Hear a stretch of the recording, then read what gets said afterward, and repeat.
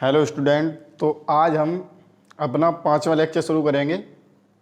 4 हमारे पहले ही कंप्लीट हो चुके हैं। अगर आपने नहीं देखे हों तो पहले उन्हें देख लें। तो देखो, आज हमारा 5वां लेक्चर है आवेश तथा वैद्युत क्षेत्र पार्ट से। ये पहला चैप्टर है हमारी फिजिक्स का, जिसका आज 5वां लेक्चर है। और आज हमें पढ़ना है वैद्युत द्विध्रुव आघूर्ण। उससे पहले हम पढ़ेंगे वैद्युत द्विध्रुव। तो हम शुरू करने से पहले सबसे पहले हम देखते हैं वैद्युत द्विध्रुव। तो देखो, वैद्युत द्विध्रुव क्या होता है, पहले हम इसे समझ लेते हैं, उसके बाद लिख लेंगे। तो आप पहले हेडिंग डाल लें वैद्युत द्विध्रुव। इंग्लिश में बोलते हैं इसे इलेक्ट्रिक डायपोल।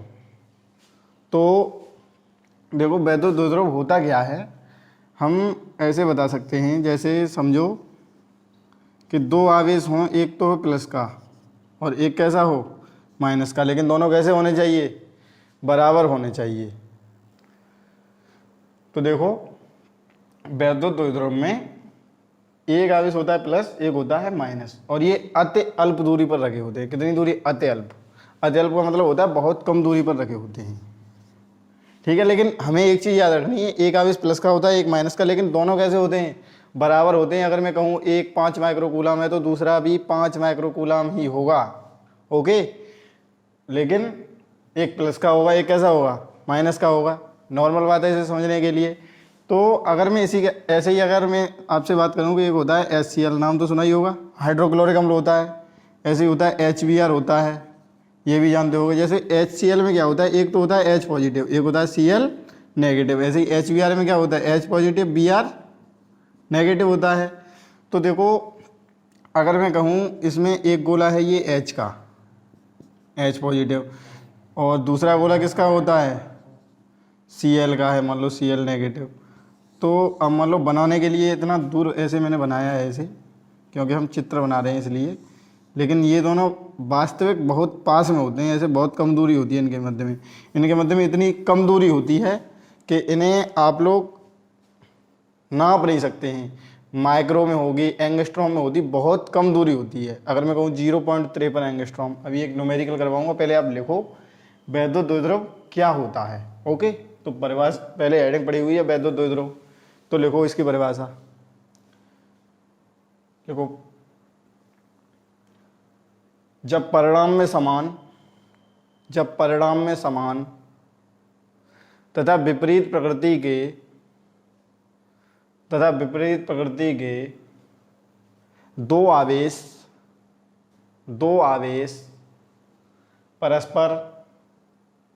परस्पर अत्यल्प दूरी पर हों, तो इस प्रकार बना निकाय वैद्युत द्विध्रुव कहलाता है।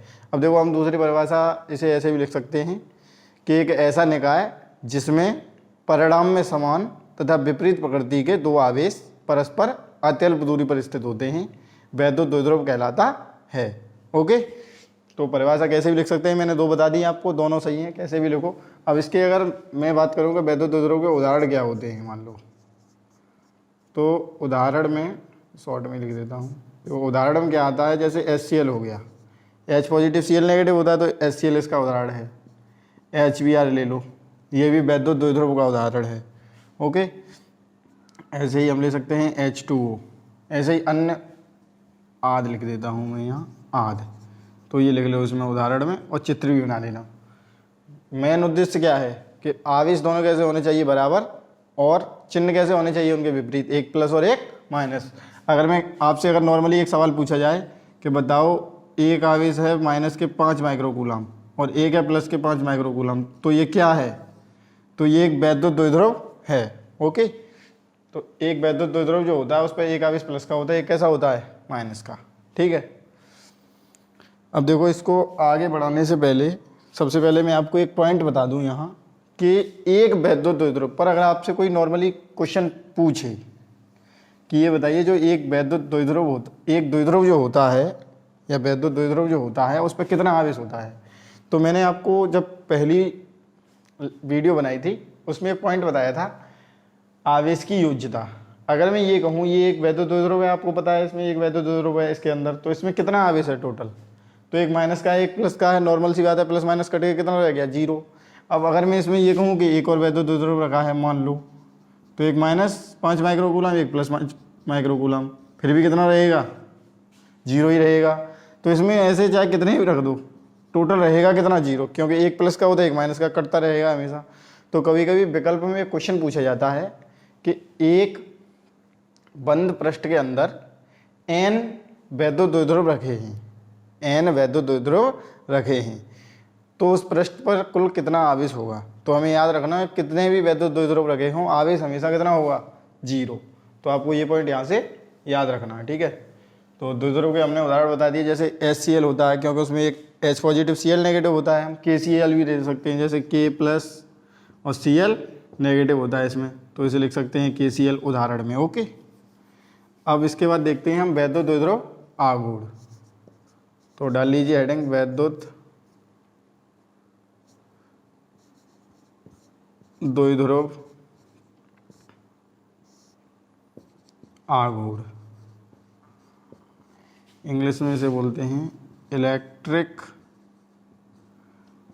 Dipole moment. ओके, अब देखिए यहाँ से ये वैद्युत द्विध्रुव आघूर्ण क्या होता है, बहुत नॉर्मल है, केवल आसानी से समझना। पहले बना लेंगे हम एक चित्र जिसमें एक आवेश हो गया प्लस का Q, एक हो गया माइनस का Q, और मान लो ये अपनी तरफ से कितनी दूरी पर रखे हैं 2L दूरी पर रखे हैं।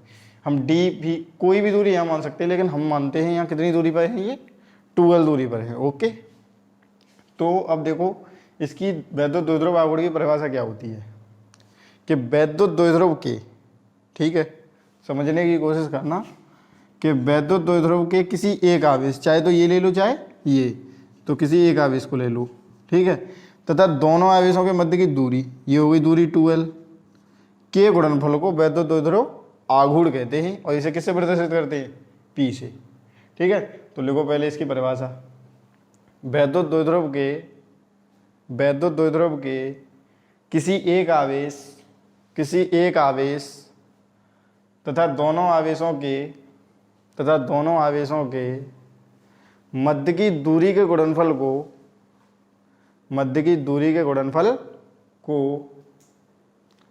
वैद्युत द्विध्रुव आघूर्ण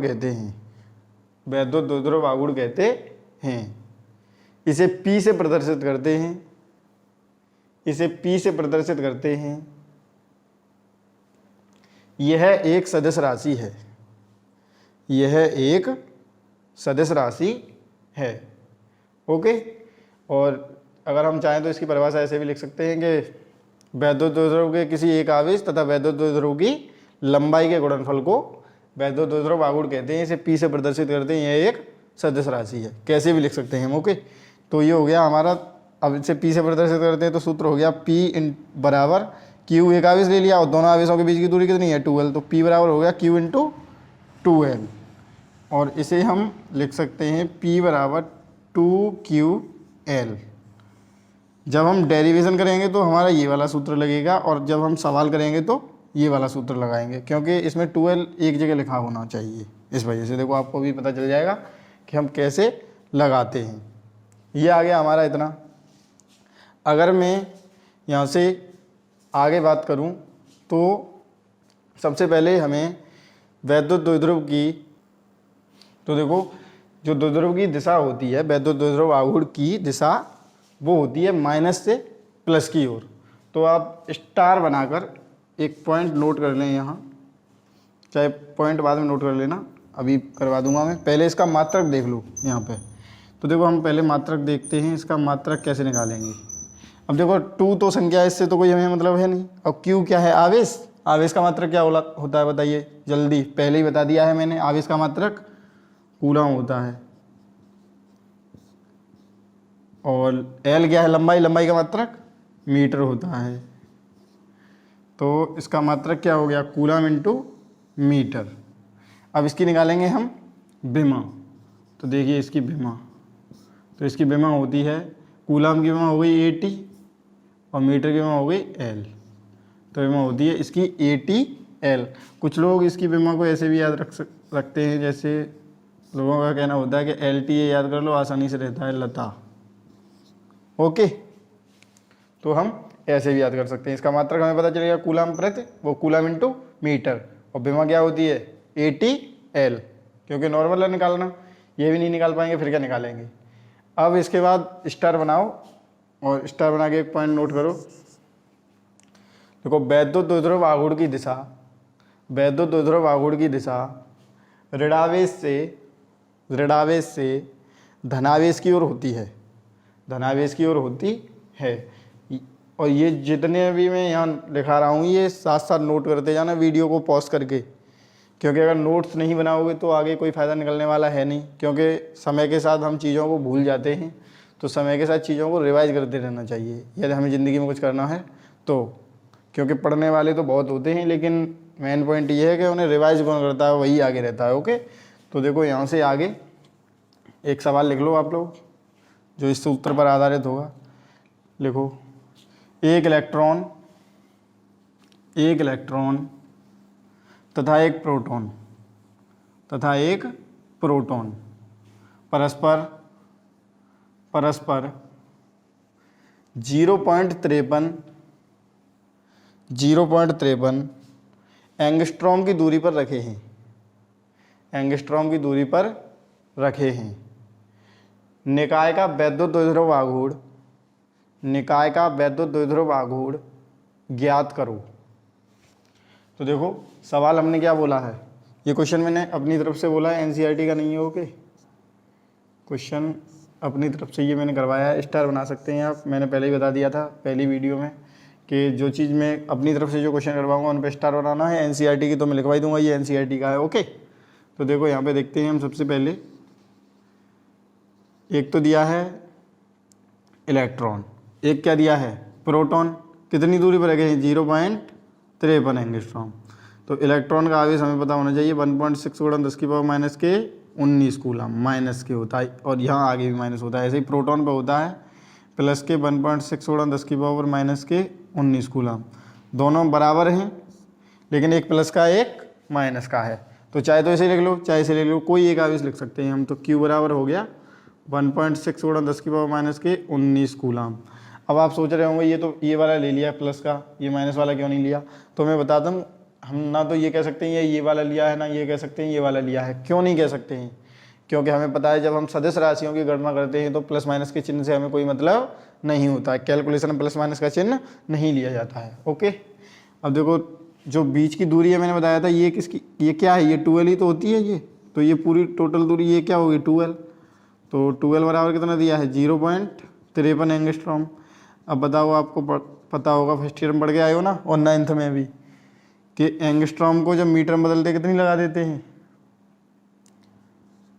नहीं पता है ना, तो अब पता कर लेना कि 10⁻⁻10 लगा देते हैं। अगर मैं कहूँ कि एक अंक यहाँ से पीछे बढ़ा लो तो हो जाएगा 5.3 गुणा 10⁻⁻11, क्योंकि जब पीछे बढ़ाते हैं तो एक अंक माइनस का और आ जाता है, 10 ऑलरेडी है, एक और माइनस का जोड़ेगा कितने हो जाएंगे 11 हो जाएंगे मीटर। ये आ गया हमारा 12, और हमें ज्ञात क्या करना है वैद्युत द्विध्रुव आघूर्ण, मतलब P ज्ञात करना है। P बराबर सूत्र लगा दो यहाँ Q × 2L, सूत्र हो गया ये हमारा। अब देखो कर दो कैलकुलेशन, Q का मान रख दो 1.6 गुणा 10⁻⁻19 और 2L का मान कितना है 5.3 गुणा 10⁻⁻11। तो ये हो गया 16×3 = 48, हासिल लगे 4, 16×5 = 80, 80 और 4 कितने होते हैं 84। गुणा करने तो जानते हो ना, डायरेक्ट लिख सकता हूँ मैं, कोई दिक्कत नहीं है।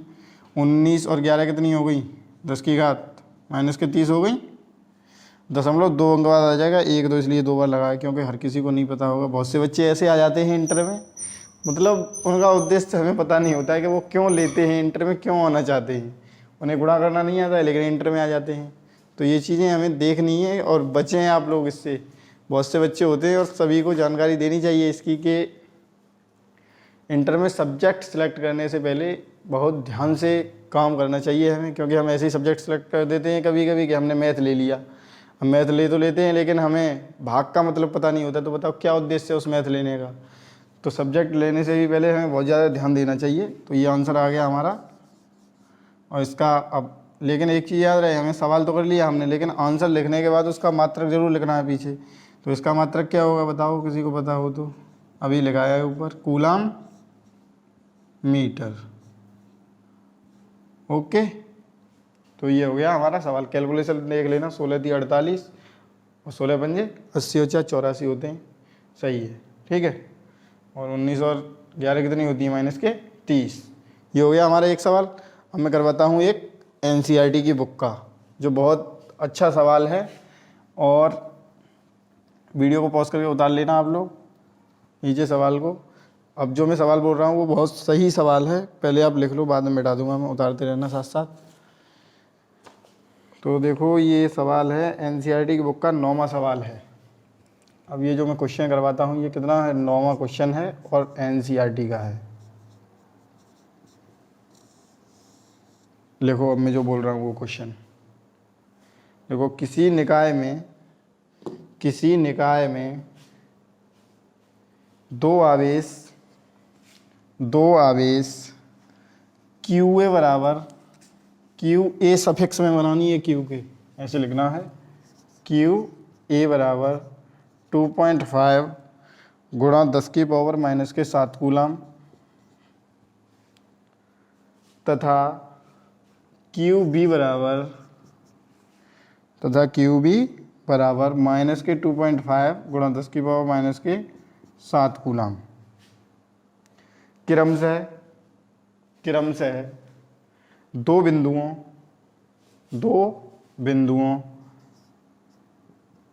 एक तो देखो दो बिंदुओं में दिया है, दो बिंदुओं A बराबर 0,0, -15 सेंटीमीटर तथा B बराबर 0,0, +15 सेंटीमीटर पर अवस्थित हैं। निकाय का कुल आवेश तथा वैद्युत द्विध्रुव आघूर्ण कितना होगा। अब देखो ये कितना नॉर्मल सवाल है, इसमें एक पॉइंट क्या पूछा है, कुल आवेश पूछा है ना, तो पहले कुल आवेश ही बता दो, अभी बताया है मैंने। अब सोच रहे हो पीछे का, आ रहा है याद में कितना बताया था मैंने अभी, कि अगर एक द्विध्रुव हो तो उसका जो आवेश होता है कुल, चाहे वो कोई भी द्विध्रुव हो, आवेश कितना होता है, 0 होता है। अभी मैंने लिखवाया था स्टार बना के कि किसी भी द्विध्रुव पर भी जो आवेश होता है वो टोटल आवेश कितना होता है, 0। तो सबसे पहले कुल आवेश निकालेंगे यहाँ, तो क्यू नेट लिख देते हैं हम। क्यू नेट बराबर कितना हो जाएगा, QA प्लस QB। तो QA का मान तो है हमारा 2.5 गुणा 10⁻⁻⁷। ऐसे ही दूसरे वाले का माइनस का है तो माइनस लग जाएगा, -2.5 गुणा 10⁻⁻⁷। प्लस माइनस की संख्या है, क्योंकि ये प्लस की है तो कट के कितना आ गया, 0 हो गया क्यू नेट। तो ठीक है। अब देखो सेकंड पॉइंट देखो बहुत ध्यान से, क्योंकि सवाल में इसमें दम है, ये पूछा जाता है कई बार पेपर में। इसमें दिया है, अब हमने एक्स और वाई अक्ष तो पढ़े हैं, इसमें एक्स वाई जेड 3 अक्ष दिए हैं, ठीक है। एक तो हम कह सकते हैं कि एक हो गया हमारा ऐसे, एक हो गया ऐसे, और एक हो गया ऊपर की तरफ, 3 हो गए, 1 2 3, एक्स वाई और ये जेड होता है सामने, ठीक है। तो हम चित्र को ऐसे ड्रॉ करेंगे, देखो पहले चित्र बना लेते हैं इसमें। ये क्या हो गया हमारा एक्स अक्ष, ये क्या हो गया वाई अक्ष, और ये हो गया हमारा जेड अक्ष। ओके, अब देखो एक आवेश रखा है इस जगह पे, और एक इसका ऐसे होगा आगे, तो एक आवेश रखा है इस जगह पे। अब एक का मान कितना है, एक का मान दिया है 2.5 गुणा 10⁻⁻⁷, और दूसरे का दिया है -2.5 गुणा 10⁻⁻⁷। तो देखो एक रखा है 2.5 गुणा 10⁻⁻⁷, और ये बिंदु है 0,0, +15, ठीक है। चलो इस वाले को माइनस मान लेते हैं, इस वाले को प्लस, क्योंकि क्रम से दिया है। तो ए वाला कैसा है, प्लस का है, और ए वाला ये वाला पॉइंट है माइनस का, तो इस वजह से प्लस वाला यहाँ लिख लो। कितना हो गया 2.5 गुणा 10 की पावर माइनस के 7 और पॉइंट दिया है 0,0 माइनस के 15 सेंटीमीटर। अब देखो नॉर्मल सी चीज़ है, ध्यान से समझने की कोशिश करना। केवल ये जो हमारा हो गया यहाँ से यहाँ तक, डायरेक्ट कर दे रहा हूँ मैं ऐसे। इस लाइन को ऐसे खींचने का मेन उद्देश्य ये है कि मैं इसे दिखाना चाहता हूँ कि ये हमारा वैद्युत द्विध्रुव है। फिर से कुछ और समझने लगो। ओके, तो ये हो गया हमारा यहाँ से यहाँ तक क्या हो गया है, ये वैद्युत द्विध्रुव हो गया। ये एक तरीके से ऐसे रखा हुआ है, ऐसे, ठीक है।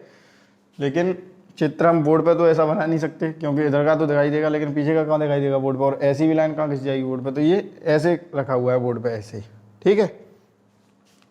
तो अब देखो यहाँ से यहाँ तक कितना हो गया, 15 सेंटीमीटर है ना, तो ये 15 सेंटीमीटर हो गया, ठीक है। और ऊपर को कितना हो गया, ये भी 15 है, तो ये भी हो गया 15 सेंटीमीटर। तो ये टोटल कितना हो गया बताओ, 15 दूनी कितना होता है 30, तो टोटल हो गया 30 सेंटीमीटर। आवेश के बारे में हमें पहले ही पता है कि एक आवेश लेना है, तो लिख दो क्यू ए बराबर, या एक आवेश लिख दो कोई क्यू बराबर 2.5 गुणा 10 की पावर माइनस के 7। हमें केवल दूरी ज्ञात करनी थी 2L, जो 15 कितनी आ गई 30 सेंटीमीटर।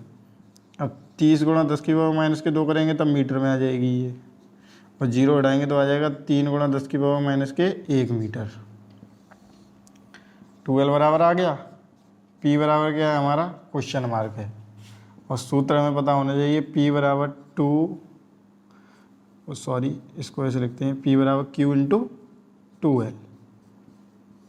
तो Q का मान कितना है 2.5 गुणा 10 की पावर माइनस के 7, और 2L का मान कितना आया है 3 गुणा 10 की पावर माइनस के 1।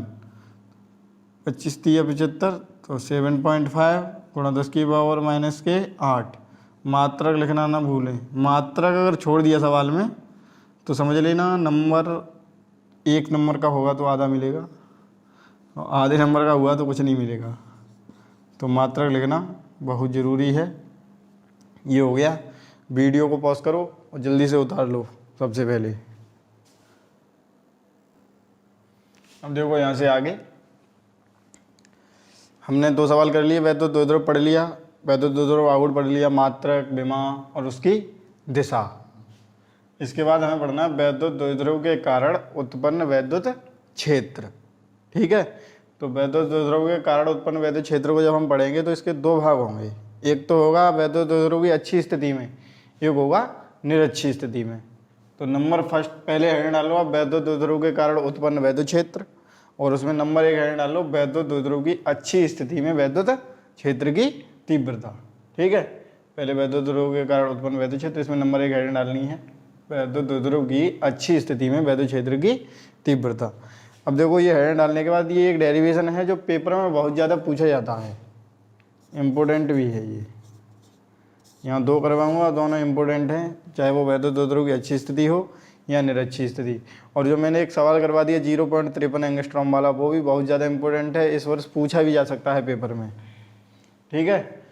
तो ये अब अच्छी स्थिति, और कभी कभी परिभाषा भी पूछी जाती है। वैद्युत द्विध्रुव जो है वो ज़्यादातर इसमें से क्वेश्चन पूछे जाते हैं, एक ना एक क्वेश्चन पूछा जाएगा चाहे तो। अब देखो मैं आपको बता दूं 7 सेट होते हैं, 7 सेट में से ऐसा हो सकता है कि आपके सेट में क्वेश्चन आ जाएगा वैद्युत द्विध्रुव की परिभाषा एवं मात्रक दीजिए, किसी के सेट में आ जाएगा वैद्युत द्विध्रुव आघूर्ण क्या है, और 0.53 एंगस्ट्रॉम वाला सवाल आ जाए उसमें जुड़ के।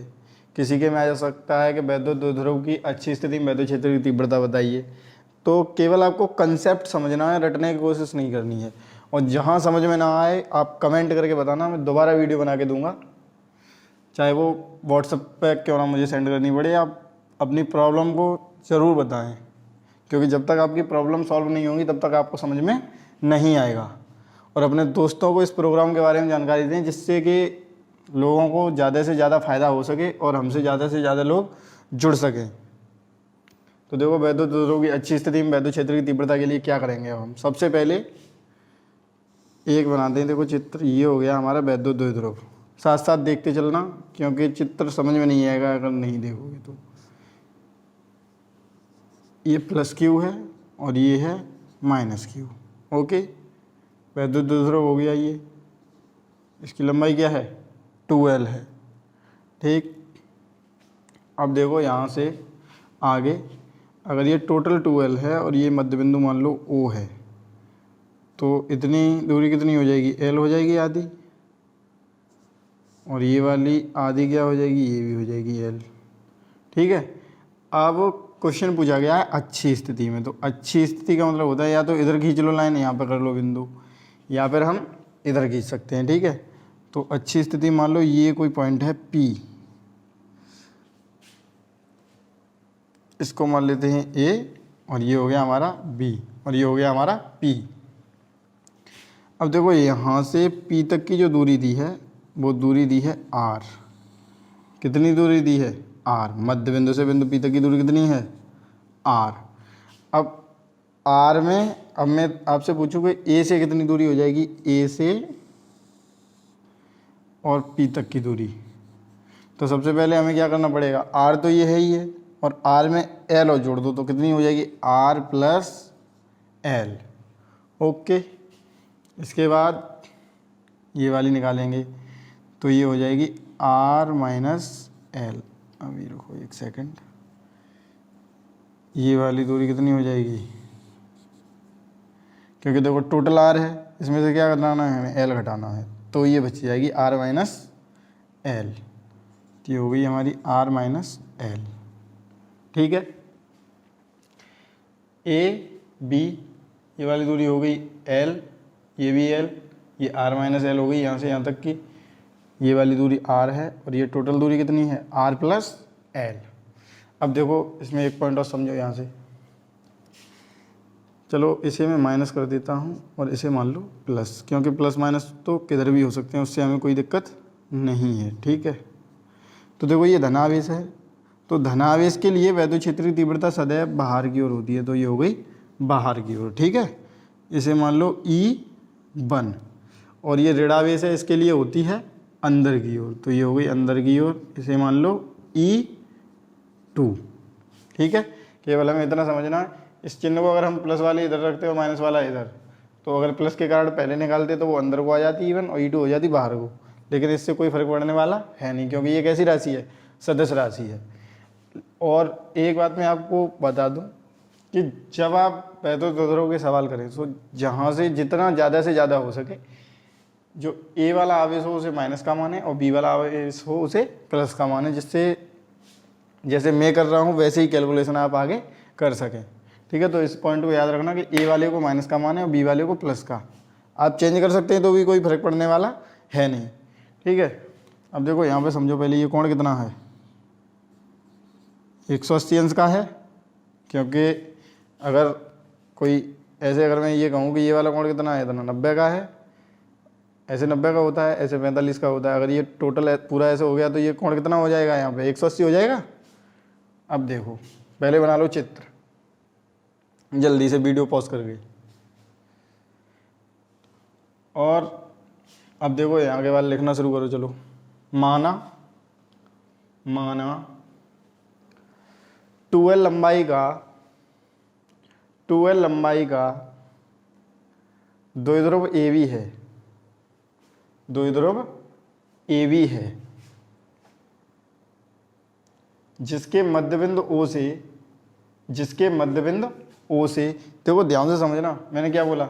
माना 2L लंबाई का, ये टोटल दूरी 2L ही तो है, माना 2L लंबाई का द्विध्रुव AB है, जिसके, अब देखो आगे, जिसके मध्यबिंदु O से R मीटर की दूरी पर, या केवल R लिख सकते हैं, R दूरी पर एक बिंदु P है, एक बिंदु P है, जहां वैद्युत क्षेत्र की तीव्रता ज्ञात करनी है। ओके, तो देखो क्या करेंगे हम, सबसे पहले यहाँ लिख लेंगे जो पॉइंट आए हैं वो यहाँ पे लिख लो। ए बराबर कितना दिया है? 2L है, और देखो OA और OB एल एल है दोनों, तो लिख देंगे ओ ए बराबर ओ बी बराबर कितनी है एल। फिर इसके बाद लिख देंगे देखो ओ पी, यहाँ से और यहाँ तक की दूरी कितनी है आर है, तो ओ पी बराबर हो जाएगा हमारा आर। फिर लिख देंगे हम ए पी, तो ए पी कितनी आ गई आर प्लस एल।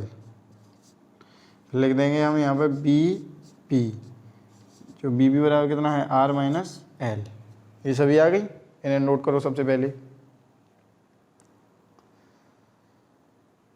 अब देखो नोट करने के बाद क्या करना है हमें, कर लिया ये नोट। अब देखो आगे, इन्हें मिटा देता हूँ मैं, ओके, क्योंकि लिखने में अभी इसमें बहुत ज़्यादा लिखना होगा। तो देखो सबसे पहले यहाँ से शुरू करता हूँ मैं। तो प्लस क्यू आवेश के कारण, प्लस क्यू आवेश के कारण बिंदु P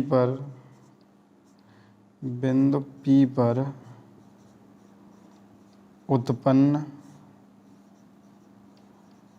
वैद्युत क्षेत्र की तीव्रता, वैद्युत क्षेत्र की तीव्रता। तो देखो वैद्युत क्षेत्र की तीव्रता कितनी हो जाएगी बिंदु P पर। नॉर्मली पहले मैं एक सूत्र लिख देता हूँ, देखो यहाँ लिख देता हूँ, इम्पोर्टेंट है, ये तो पता ही है आपको। हमने जो एक सूत्र पढ़ा था वो ये पढ़ा था E बराबर 1/4 पाई एप्सिलॉन नॉट क्यू बट्टे आर स्क्वायर। अब देखो ध्यान से समझने की कोशिश करना, यहाँ के कारण ही तो निकाल रहे हैं प्लस क्यू के कारण इस पे। तो हम सबसे पहले लिख देंगे कि ये क्या है E1 है, क्योंकि प्लस के कारण मैंने बताया था वो E1 बताया था, बाहर की तरफ है, ठीक है। तो सूत्र यही लगेगा E बराबर 1/4 पाई एप्सिलॉन नॉट, तो 1/4 पाई एप्सिलॉन नॉट। क्यू की जगह पे हमें क्या रखना है, क्यू ही रखना है, प्लस का है, कोई चिन्ह लगाने की जरूरत नहीं है। पहले तो सदिश राशि है वैद्युत क्षेत्र, तो चिन्ह लगाएंगे ही नहीं, तो ये आ गया क्यू। अब देखो दूरी को बस आपको समझना है कि हमें क्या लगाना है दूरी, तो ध्यान से समझने की कोशिश करना। इसके कारण निकाल रहे हैं ना, तो यहाँ से यहाँ तक की दूरी लगाएंगे। अब बताओ यहाँ से यहाँ तक की दूरी कितनी है आर माइनस एल, यही है ना आर माइनस एल, तो यहाँ आ जाएगा आर माइनस एल, स्क्वायर लगा है इस पर, तो ये स्क्वायर हो गया, ये मान लो समीकरण 1, ठीक। इसके बाद लिखेंगे आगे, देखो समीकरण 1 के बाद माइनस क्यू आवेश के कारण, माइनस क्यू आवेश के कारण बिंदु P पर, बिंदु P पर उत्पन्न वैद्युत क्षेत्र की तीव्रता, वैद्युत क्षेत्र की तीव्रता। तो अब ये हो जाएगा E2 बराबर 1/4 पाई एप्सिलॉन नॉट क्यू, क्योंकि माइनस का है लेकिन माइनस हम लगाएंगे नहीं, क्योंकि आवेश कैसी राशि है सदिश, केवल दूरी लगाएंगे। तो दूरी कितनी लग जाएगी हमें पता है, नॉर्मल सी बात है। जब यहाँ कितनी लगा दी हमने आर माइनस एल, तो इसके लिए कितनी लगाएंगे आर प्लस एल, तो ये हो गया आर प्लस एल का स्क्वायर, ये हो गया समीकरण 2। अब मैं आप लोगों से पूछना चाहता हूँ, पहले वीडियो को पॉज करें और इन दोनों को ध्यान से देख लें, और देखने के बाद मुझे ये बताएं कि ये और ये दोनों में से कौन सी संख्या बड़ी है। E1 बड़ी है, मतलब ये वाली संख्या बड़ी है, या ये वाली। पहले वीडियो पॉज करो और कमेंट करो, उसके बाद आगे देखना। अब देखो कौन सी संख्या बड़ी है बताओ, ये है या ये। अब कुछ लोगों का कहना होगा ये बड़ी है, कुछ का कहना होगा ये, लेकिन मैं आपको रीजन बता देता हूँ। इधर देखो, ऊपर लिख दूँ मैं 5, नीचे लिख दूँ 3 + 2, और एक लिख दो 5/3 - 2। अब इन दोनों में से कौन सी संख्या बड़ी है, तो 5 और 3 2 5 ही आ जाएगा, तो 5 से 5 घटने के बाद 1 आ जाएगा, लेकिन इधर आएगा 5 और 3 में से 2 गए तो 1, लेकिन इधर 5 आ गया। अब 5 और 1, अब इन दोनों में से कौन सी संख्या बड़ी है, यही वाली संख्या तो बड़ी है, क्योंकि 5 आया है इधर, तो ये वाली संख्या बड़ी हो गई, और ये वाली संख्या छोटी हो गई। तो प्लस वाली संख्या छोटी होती है, माइनस वाली बड़ी, लेकिन कब होगा ऐसा? जब एक जैसी संख्या हो, जैसे 5 है, यहाँ भी 5, 3 3 2 2, तो माइनस वाली संख्या कैसी है? बड़ी। तो इन दोनों में कौन सी संख्या बड़ी है?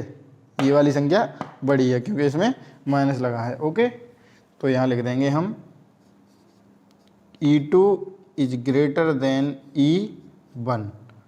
एक तो ये चीज़ लिख देंगे, और एक लिख देंगे थीटा बराबर कितना है हमारा? 180 अंश। ठीक है, वीडियो को पॉज करो और नोट करो जल्दी से, फिर देखो आगे नोट करने के बाद। इसे मैं यहाँ से रफ कर दूँ, अब कोई दिक्कत तो है नहीं, चित्र की अब जरूरत नहीं पड़ेगी, हमने लिख लिया 180 अंश है। इसे मैं मिटा देता हूँ, ठीक है, फिर देखना आगे क्या होता है। अब देखो इसे मिटाने के बाद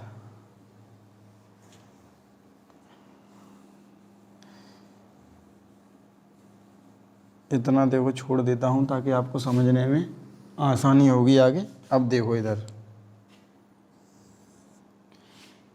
अब यहाँ लिखेंगे बिंदु P पर उत्पन्न कुल वैद्युत क्षेत्र की तीव्रता, कुल वैद्युत क्षेत्र की तीव्रता। अब देखो ध्यान से समझने की कोशिश करना। E बराबर अंडर रूट सदिश योग का नियम लगाएंगे, क्योंकि दो संख्या दी, E1 का वर्ग E2 का वर्ग 2E1 E2 cos थीटा, और थीटा की जगह पर डायरेक्ट लिख देता हूँ कितना होता है? 180 अंश दिया है, तो ये लिख दिया 180 अंश। वैसे मैंने आपको पहले बता दिया था, इसे दोबारा बता रहा हूँ कि जब 180 अंश का कोण हो थीटा, तो डायरेक्ट बड़ी संख्या में से छोटी संख्या घटा देते हैं। अगर ये चीज़ जिन लोगों को याद है कि अगर 180 अंश का कोण आता है तो बड़ी संख्या में से छोटी संख्या घटा देते हैं, तो जो मैं अभी कर रहा हूँ उसको करने की ज़रूरत नहीं पड़ेगी। देखो कैसे निकल के आ जाएगा। E बराबर अंडर रूट 180 अंश का मान कितना होता है? -1 होता है cos 180 अंश का मान। तो माइनस अगर यहाँ लगाओगे तो ये वाली संख्या कैसी हो जाएगी? माइनस, तो माइनस के 2E1 E2। अब ये सूत्र हो गया a² b² माइनस 2ab। तो E बराबर आ गया under root E1 minus E2 का होल स्क्वायर। इससे ये वाली संख्या कट गई, तो E बराबर कितना आ गया? E1 minus E2। ध्यान से सुन लो, जिन लोगों को ये चीज़ पता है कि अगर कोण 180 अंश का होता है तो बड़ी संख्या में से छोटी संख्या घटा देते हैं, तो डायरेक्ट हम यहाँ से शुरू कर सकते हैं। ओके, डायरेक्ट हम यहाँ से शुरू कर सकते हैं। अब देखो यहाँ कर इतना करने के बाद हम क्या करेंगे? हमारे पास E1 का मान है ये, और E2 का मान है। पहले से इतना उतार लो, उसके बाद देखो आगे क्या करना है हमें।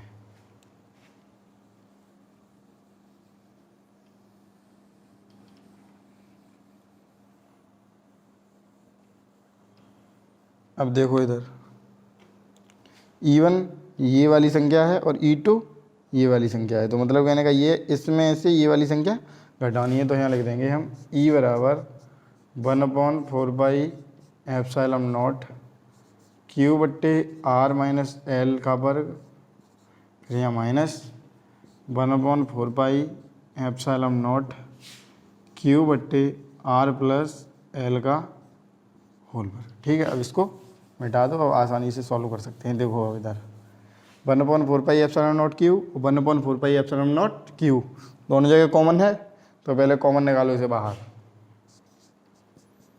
तो कॉमन आ गया बाहर, Q बराबर वो E बराबर Q बट्टे 4π∈0।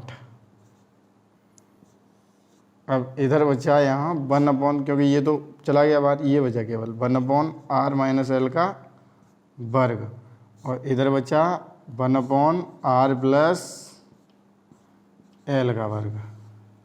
ठीक है, अब देखो E बराबर Q बट्टे 4π∈0, इन दोनों का लासा कितना आ गया? R माइनस L का वर्ग और R प्लस L का वर्ग। अब देखो लासा खोल दो, इसका गुणा इधर कर दो, इसका गुणा इधर, तो इसका गुणा इधर करोगे तो R प्लस L का वर्ग आ जाएगा, R प्लस L का वर्ग, और माइनस है तो माइनस, और इधर आ जाएगा R प्लस L का वर्ग। अब देखो यहाँ से आगे क्या करेंगे, ई बराबर क्यू बट्टे 4πε0। अब देखो समझ लेना ध्यान से, पहले नीचे वाली संख्या लिख लो r-l और r+l, दोनों पे स्क्वायर लगा है तो दोनों से स्क्वायर को हटाओ और ऊपर लिख दो इसके स्क्वायर, दोनों का इकट्ठा हो गया स्क्वायर ऊपर, ठीक है। अब देखो इसका लिखो, इसका सूत्र खोल दो, a+b का होल स्क्वायर है तो ये हो जाएगा r² + l² + 2rl, फिर माइनस इसका खोलोगे तो हो जाएगा r² + l² + 2rl, ठीक। अब देखो यहाँ से आगे e बराबर 1/4πε0, यहाँ 1 नहीं है, यहाँ क्या है q है तो q लिखना होगा। अब देखो लिखो इधर, पहले लिखो r² + l² + 2rl, इस माइनस की वजह से ये माइनस की हो जाएगी और ये भी संख्या तीनों कैसी हो जाएंगी, ये तीनों माइनस की हो जाएंगी। सॉरी एक सेकंड, देखो ये वाला चिन्ह माइनस है क्योंकि इसका गुणा इधर करेंगे तो ये माइनस का है, ठीक है। अब देखो ये माइनस की हो जाएगी, ये माइनस की, ये कैसी हो जाएगी प्लस की, तो करो देखो आगे r² +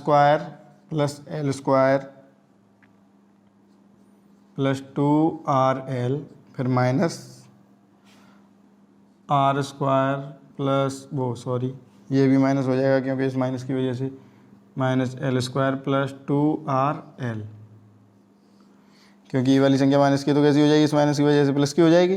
अब देखो ये हो गया a-b a+b, तो इसको हम डायरेक्ट लिख सकते हैं r² - l² का होल स्क्वायर, क्योंकि होल स्क्वायर इस पर लगा हुआ है। अब e बराबर आ जाएगा q बट्टे 1/4πε0, जो कटता है उसे काट दो, देखो यहाँ से r कट गई, l से l, 2rl कितना हो गया, 2 और 2 4rl हो गया, ओके। तो यहाँ लिख दो 4rl बट्टे r² - l² का होल स्क्वायर। वैसे देखो मेरा मानना है कि बहुत से बच्चे ऐसे भी होंगे जिन्होंने साइंस केवल घर वालों के कहने से ली होगी, या फिर बहुत से बच्चे ऐसे होंगे जिन्होंने साइंस शान की वजह से ली होगी। वो कहते हैं ना r साइड लेने से वैल्यू कम हो जाती है, ऐसा भी होता है, लोगों का मानना है ये। अब देखो यहाँ से लिखेंगे 1/4πε0, अब देखो डायरेक्ट कर देता हूँ, ध्यान से समझने की कोशिश करना। ये 4 हैं, इनको लिखता हूँ मैं 2 × 2, 2 दूनी 4 होता है। फिर ये वाला q लिख दो, यहाँ q आ गया, फिर ये l लिख दो, r बची ना यहाँ, इसको r को लिख दो पीछे, बट्टे r² - l² का होल स्क्वायर। वीडियो पॉज करो, उतारो पहले जल्दी, उतार लिया। अब देखो आगे, इसे मिटा देता हूँ इधर से। अगर तुम लोगों को वीडियो की क्लियरिटी में दिक्कत आ रही हो ग्रामीण क्षेत्र में, तो पहले आप YouTube पर क्वालिटी को सेट कर लें, क्योंकि ऐसा भी हो सकता है कि वीडियो आपके फ़ोन में 144 की क्वालिटी में चल रही हो, तो आप उसे 480 पर सेट कर सकते हैं या 360 पर, तो बहुत क्लियर दिखाई देगी आपको। क्योंकि वीडियो इतनी रात में शूट होती है तो उसके हिसाब से ऐसा हो सकता है कि क्लियरिटी कम आए कभी विजुअलिटी की वजह से, लेकिन जहाँ तक हो रहा है मैं कर रहा हूँ कोशिश, और कुछ समय में बहुत क्लियरिटी दी जाएगी, कोई दिक्कत नहीं है। पहले बस आप पढ़ते जाइए, रेस्पॉन्स अच्छा होना चाहिए, तब हम मोटिवेट होंगे उसे आगे अच्छा करने के लिए। लेकिन अगर आप लोग वीडियो देखेंगे नहीं तो हम आगे करेंगे, फिर क्या करेंगे उसका करके, तो ज़रूरी होता है कि आप वीडियो देखें। तो देखो अब यहाँ से आगे करेंगे तो क्या करेंगे, अब यहाँ लिखेंगे। अब देखो एक चीज़ यहाँ पर बहुत ध्यान देने की है कि जो द्विध्रुव होता है वो बहुत छोटा होता है, तो उसकी जो एल दूरी होगी वो बहुत कम होती है, ना के बराबर आर की अपेक्षा, क्योंकि आर को हम अलग मानते हैं। जैसे आर यहाँ हो गया, एल बहुत एल हो गया, मान लो इतना हो गया एल, ये दूरी है यहाँ से यहाँ तक, इतनी अगर एल हो तो आर होती है इतनी, ठीक है। तो एल तो बहुत कम हो गई आर की अपेक्षा, तो हम यहाँ सबसे पहले यही लिखेंगे। देखो यदि चलो मैं ही लिख देता हूँ, बोर्ड पर उतार लेना आप। यदि r की अपेक्षा l बहुत छोटा हो, बहुत छोटा हो, तो r square is double greater than हो जाएगा l स्क्वायर।